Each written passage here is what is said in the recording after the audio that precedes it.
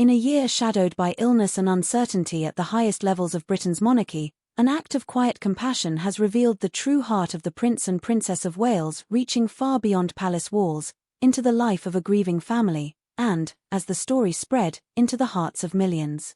It is a story about the meaning of kindness when everything else feels fragile, about how even in a world defined by tradition and ceremony, the most enduring legacy may come from a simple, living rose.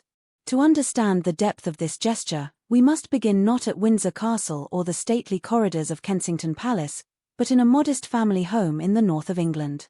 The Hatton family's world changed forever when their daughter Liz, a gifted teenage photographer known for her gentle soul and luminous talent, was diagnosed with a rare and aggressive cancer.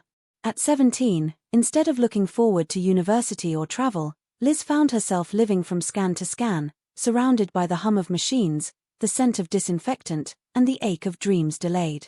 Yet even in her hardest moments, Liz remained determined to capture beauty.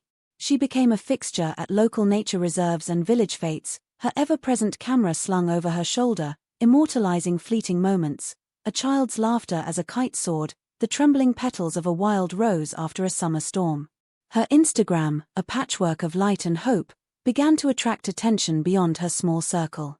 It was here that her work was first noticed by a royal aide, who had been searching for images of hope for a charitable campaign. What happened next was the kind of magic that only sometimes finds its way into the news. The Prince and Princess of Wales, both deeply moved by Liz's work and her courage in the face of illness, quietly arranged to invite her and her family to Windsor Castle. For Liz, the invitation was both overwhelming and surreal, a chance to step for a moment out of the shadow of sickness and into the world of her childhood fairy tales. The day of the investiture was crisp and golden. Liz, though weakened by treatment, summoned a radiant smile as she was greeted at the castle gates. Her mother, Vicky, watched as her daughter, wrapped in her favorite scarf and clutching her beloved camera, was guided through grand halls to photograph the ceremony. The other guests, sensing the specialness of the moment, offered warm encouragements and quiet nods of solidarity. But what made the greatest impact was not the ceremony itself, nor the regal setting, but what happened after. Once the formalities ended, Catherine, herself navigating the aftermath of her cancer treatment, met privately with Liz and her family. Gone were the cameras, the courtiers, the watchful eyes. Here, in a quiet room filled with soft afternoon light, two mothers sat together, one a princess, the other just a mum. The conversation drifted from fear to hope, from laughter to tears, punctuated by long silences that spoke more than words could. It was during this meeting that Catherine made a promise: Liz's story, and the love her family carried, would not be forgotten. She reached out and embraced Vicky, holding her tightly, and in that embrace, years of royal protocol faded away. "You are seen. You are not alone," Catherine said, her voice trembling with emotion. The impact of that moment could never be measured in headlines. For the Hattons, it was a lifeline, an affirmation that, even as the world moved on, their loss mattered. When Liz passed away a few weeks later, in the deep quiet of November, her family grieved, surrounded by the memories of her brief, bright life. The messages from the palace continued: Christmas cards, hand-drawn by George, Charlotte, and Louis, notes of condolence, penned with genuine affection. Yet the greatest comfort was still to come. As winter yielded to spring, a package arrived at the Hatton doorstep.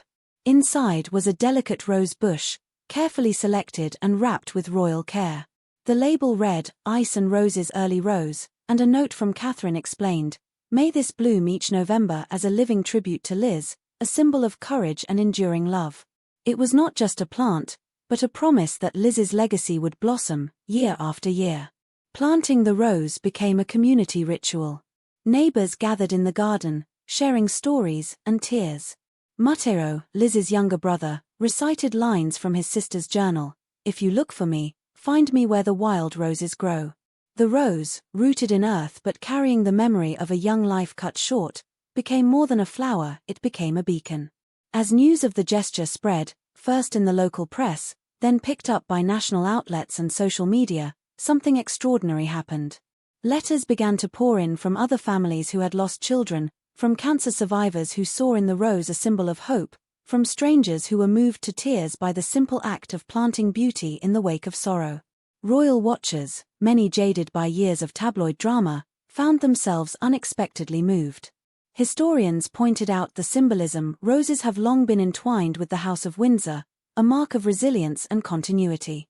But this rose was different, not bred for show or display, but chosen to survive the coldest months and to flower precisely when the family would need it most. It was a living calendar of remembrance, rooted in empathy rather than ritual. For William and Catherine, the story became a touchstone in a year of upheaval. As the princess battled her own illness in private and faced the unblinking gaze of the world, she drew strength from the quiet connections forged away from the cameras. At a small gathering for bereaved families, she spoke softly. In our darkest moments, it is kindness, given and received, that lights the path forward. The courage to reach out, to remember, to hope again, that is the truest form of legacy. William, too, was changed by the experience. In a candid moment with an old friend, he confessed that it was these small acts unseen by most, unmeasured by official metrics, that defined his vision for the monarchy. When you are given a platform, you have to use it to lift others. That's what matters. That's what lasts. The Ice and Roses Rose, meanwhile, has become a pilgrimage point of sorts. Each November, as the first frost dusts the garden, neighbors gather to see if the buds will open. When they do, Matteo takes a photo and shares it with the world. "She's here," he writes, and the replies pour in from all over the globe. It is a moment of unity, a reminder that grief can be shared, and that love outlasts even the longest winter. For the royal family, the lesson of Liz's rose lingers, that the true test of leadership is found not in grand gestures, but in quiet, sustained compassion. In a time when headlines are dominated by conflict and division, this story offers something different, a promise that, with patience, care, and memory, hope can return, and beauty can bloom again where you least expect it. So if you find yourself doubting the power of kindness, look to the Hattons garden, and let the story of a single rose remind you, even the smallest acts of empathy can echo across lifetimes, binding strangers together in the gentle, unbreakable fabric of remembrance. Yet, as the months passed and the rose settled into its new home, the significance of the royal gift only grew, its meaning rippling outward far beyond the Hatton family's garden. Each morning, Vicky would look out her kitchen window, her eyes seeking the first sign of a green shoot, a tight pink bud, or a dew-speckled petal trembling in the northern breeze. When the first bloom finally unfurled, fragile but resolute against the chill of a late autumn sunrise, she stood in the garden and wept, not just for the daughter she had lost, but for the kindness that continued to sustain her in the aftermath. Local children, inspired by Liz's legacy and the royal connection, organized a small neighborhood gathering around the rose. They crafted paper butterflies and decorated painted stones with Liz's favorite quotes, creating a living mosaic at the flower's base. Teachers from Liz's school brought her classmates to visit, using the story as a lesson not only about grief, but about the healing power of community and the enduring impact of even the smallest act of kindness. In a quiet corner of the village church, a book of remembrance was opened, and every November, it is filled with new messages, poems, and drawings left by those who never even met Liz, but were touched by her courage and the royal family's heartfelt response. For the Prince and Princess of Wales, updates would arrive discreetly, photos of the rose, letters from Vicky and Matteo, notes describing the annual gathering in Liz's memory. Catherine, now well into her own recovery, often found herself reflecting on the connections forged through shared hardship, the invisible threads binding one family's pain to another's compassion. She confided to William how Liz's story had changed her perspective on service. "We can't heal every loss, but we can promise that no one will be forgotten. Sometimes, that is the greatest gift we can offer." William, in turn, took the lesson to heart during his own visits with young patients and grieving families. He would share the tale of the rose, speaking softly about resilience and hope. A single flower, planted in memory, can remind us all that love persists, that beauty returns, and that our acts of kindness may blossom long after we are gone. As another year passed, the Ice and Roses early rose became not just a tribute to Liz, but a symbol for everyone enduring loss, a living testament that out of tragedy, new connections and hope can quietly, but powerfully, bloom. And so, in gardens and hearts across the nation, the memory of one young photographer and the royal family's simple act of compassion continue to flower, season after season.